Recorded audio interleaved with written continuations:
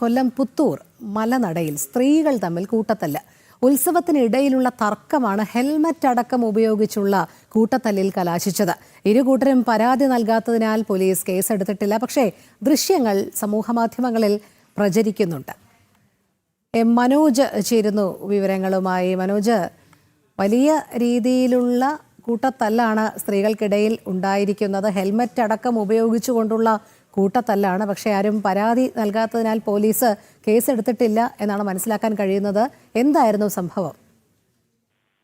രോഹിണി, ശിവരാത്രി ദിനത്തിലായിരുന്നു ഇത്തരം ഒരു സംഘർഷം ഉണ്ടാകുന്നത്. അതായത് ഈ ക്ഷേത്രോത്സവം നടക്കുകയായിരുന്നു.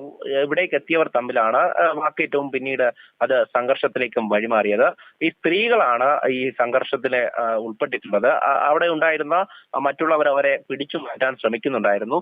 പക്ഷേ അതൊക്കെ തള്ളി മാറ്റിക്കൊണ്ട് തന്നെ ഇരുവരും അങ്ങോട്ടും ഇങ്ങോട്ടും ഇത്തരത്തിൽ ഒരു സംഘർഷമായിരുന്നു. ഹെൽമറ്റ് അടക്കം ഉപയോഗിച്ച് ആക്രമിക്കുന്ന ദൃശ്യങ്ങളാണ് പുറത്തേക്ക് വന്നിരിക്കുന്നത്.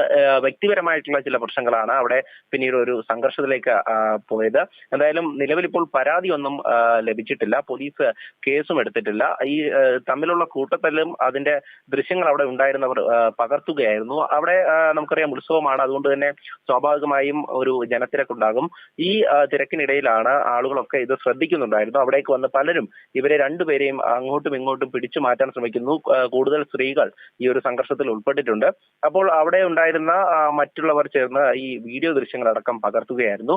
തുടർന്നാണ് സമൂഹ മാധ്യമങ്ങളിൽ ഈ ദൃശ്യങ്ങൾ പ്രചരിക്കുന്നത്. ശരി മനോജ്.